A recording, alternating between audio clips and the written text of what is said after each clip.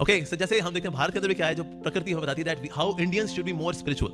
Indians expected that they should be more spiritual. जैसे कई लोग बोलते हैं प्रभु जी ये धर्म भूमि है ना, इतनी सर्दी क्यों है फिर यहाँ पर, इतनी गर्मी पड़ती है यहाँ पर, इतनी सर्दी पड़ती है यहाँ पर। सुहाना मौसम हो, आप कभी यूके में जाइए और यूरोप में जाइए, यूरोप में इतना सुहाना मौसम रहता है, वाह सुहाना सुहाना मौसम रहता है। देखो बहुत बहुत बढ़िया है। तो इंडिया में देखो यार चिलचिलाती सर्दी और फिर धड़कती हुई गर्मियां, क्या है? प्रकृति चाहती है कि हम लोग भक्ति भजन में ज्यादा ध्यान लगाएं, क्योंकि बहुत ज्यादा गर्मी होती है तो भी काम करने का मन नहीं करता, बहुत ज्यादा सर्दी होती है तो भी काम करने का मन नहीं करता। ताकि तुम काम नहीं करोगे फिर क्या करोगे? चैन हरे कृष्णा। सुहाना मौसम होता है, काम करने का मन करता है, वाह यार अरे मौसम बहुत बढ़िया हो रखा है जी, हो जाए पकौड़े शकौड़े, उसके बाद फिर निकले हम लोग।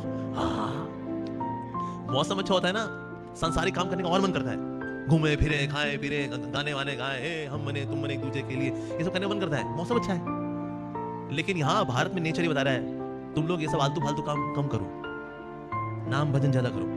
गर्मी बहुत ज्यादा है, जाओगे कौन जाएगा 45 डिग्री 50 डिग्री के अंदर? सर्दी 5 डिग्री 1 डिग्री 2 डिग्री जाना है नहीं, फिर क्या करना है? जय हरे कृष्ण। तो प्रकृति इवन इंडियंस को भी बता रही है, ए इंडियंस उग्र कर्म कम करो, संसारिक कर्म कम करो, जितना पेट पालने के लिए चाहिए, शरीर पालने के लिए चाहिए उतना ही करो, दैट्स इट। बाकी टाइम भगवान का नाम लो, हरि कथा करो, कृष्ण की चर्चा करो।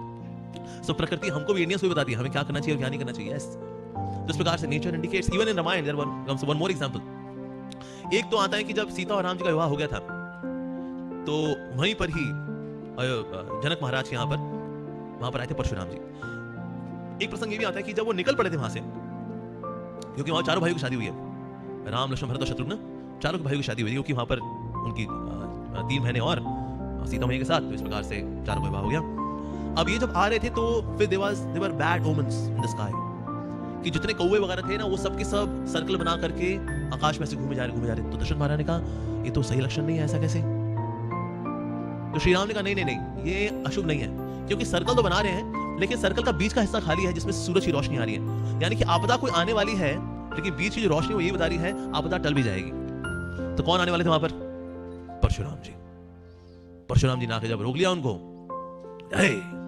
कौन है जो शिव का धनुष तोड़ करके मिथिला, अच्छा ऐसा दुस्साहस तूने कैसे किया?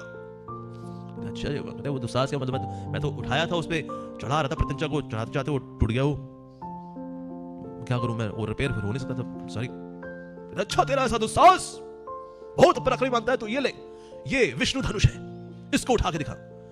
अब एचटी सारंग को सिर्फ और सिर्फ विष्णु तत्व ही उठा सकते हैं और कोई नहीं उठा सकता। ठीक है उठा लेते हैं। उन्होंने आराम से उठा भी लिया, उसको तीर भी चढ़ा दिया। कहते बताइए परशुराम जी कहां छोड़ना है इसको? ये देख के परशुराम जी सोचे अरे ऐसे कैसे उठा लिया जी, ये तो उठा तो लिया, तीर भी चला दिया, कहां छोड़ना, कहां है इसको?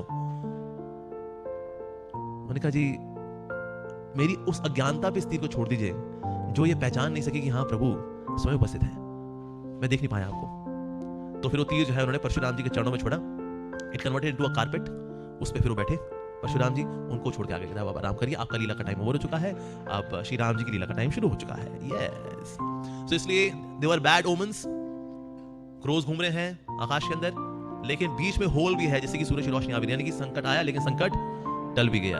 यस, लेकिन अगर कोई अशुभ लक्षण ऐसे नजर भी आए, लेकिन अशुभ लक्षण जो है शुभ हो जाते हैं अगर कृष्णा कनेक्शन हो जाता है तो, और कृष्ण के संपर्क में अगर आ जाए चीजें आ जाए तो। अच्छा ऐसा होता है? यस बिल्कुल होता है। जैसे एक बार व्यक्ति आया श्री प्रभुपाद जी से मिला, उसने बोला कहता है कि आपके इस्कॉन के टेंपल हमने देखे, ये वास्तुशास्त्र के हिसाब से लोग नहीं बनाते, आप लोग वास्तुशास्त्र कंसल्ट करना चाहिए जी। प्रभुपाद जी क्या होता है वास्तुशास्त्र के अंदर? ये देखिए वास्तुशास्त्र में क्या होता है, पॉजिटिव एनर्जी मंदिर में आती है और पॉजिटिव एनर्जी मंदिर में रहती है, और नेगेटिव एनर्जी जो है उसको एग्जिट देते हैं क्योंकि नेगेटिव एनर्जी यहां से निकल जाए। तो इस प्रकार से वास्तुशास्त्र कंसल्ट करना चाहिए। लेकिन आपके इस्कॉन के टेंपल्स में तो हमने देखा यहाँ वास्तुशास्त्र का इस्तेमाल ही नहीं होता, यहाँ पर कुछ भी मंदिर बनाते हैं आप लोग। प्रभुपाद जी का हमारा वास्तुशास्त्र बहुत सिंपल है, हमारा वास्तुशास्त्र है इतो नरसिम्हा परतो नरसिम्हा यतो यतो यामी ततो नरसिम्हा बहिर नरसिम्हा हृदय नरसिम्हा नरसिंहामदिम शरणम प्रपद्ये। यहां भी नरसिंह भगवान है, वहां भी नरसिंह भगवान है, जहां जहां मैं देख रहा हूं वहां नरसिंह भगवान है, बाहर नरसिंह भगवान है, हृदय में नरसिंह भगवान है। ऐसे नरसिंह भगवान को हम शरणम प्रपद्ये, उनकी शरण में है। तो फिर बता जब यहां भी नरसिंह भगवान है वहां भी नरसिंह भगवान है, जहां जहां हम देख रहे हैं वहां नरसिंह भगवान है, तो फिर नेगेटिव एनर्जी अंदर आएगी कैसे? जैसे वो अंदर आएगी नरसिंह भगवान, सॉरी सलाम साहब, और पॉजिटिव एनर्जी बाहर जाएगी कैसे? तो इसलिए हमारा वास्तुशास्त्र जो बहुत सिंपल है।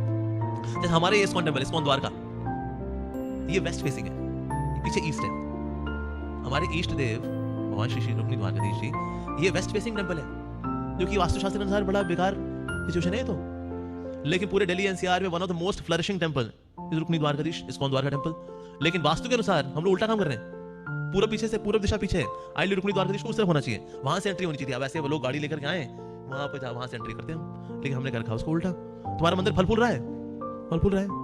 सिर्फ 4.5 करोड़ लोगों को प्रसाद खिलाया किसी मंदिर ने, जो कि वेस्ट फेसिंग टेंपल है। मंदिर बन रहा है, मुझे वही मंदिर बन रहा है, लेकिन ये तो वेस्ट फेसिंग मंदिर है। एक्चुअली सबसे बढ़िया माना जाता है पूर्व दिशा, ईस्ट फेसिंग, कि जब सूरज की रोशनी निकले तो पहली किरण पड़े तो प्रभु के चेहरे पड़े। हाँ, जय हो जय हो जय हो। हमारे यहाँ जब ढलते सूरज की किरण वो पड़ती है।